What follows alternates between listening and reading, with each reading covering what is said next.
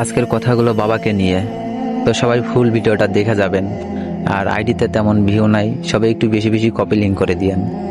বাবার মৃতদেহ সামনে রেখে বললাম, বাবার ঋণদার যারা আছেন আপনাদের পাওনা টাকা আমাকে জানাবেন, বাবার ঋণ আমি শোধ করব।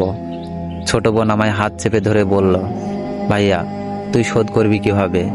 তুই নিজেই তো 5 বছর ধরে কোনো চাকরি পাচ্ছিস না, বেকারত্বের শিকার হয়ে টাকা শোধ করবি কিভাবে? বোনকে অভয় দিয়ে বললাম, শত কষ্ট হলেও শোধ করব বোন। সারা রাত আমার ঘুম হলো না। বোনের বিয়ের বয়স হয়ে গেছে, পরিবারের খরচ না হয় কোনো রকম চালাবো, কিন্তু বোনের বিয়ে কিভাবে দেব? পরের দিনই রিন্দাররা এসে বাড়িতে হাজির হলো। বাইরে বের হয়ে এত লোককে দেখে ঘামে আমার কপাল ভিজে উঠল।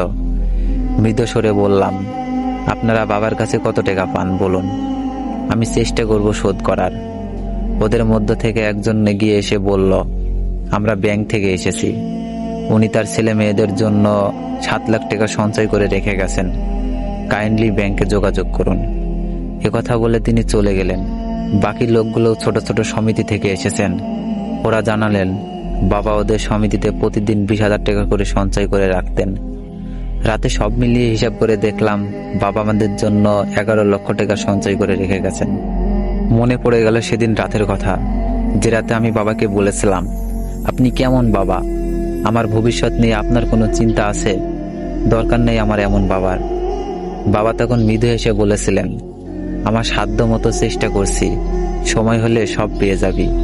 হ্যাঁ, সেই সময়টা এখন এসে গেছে, কিন্তু বাবা চলে গেছে দূরে, ওই তারাদের কাছে।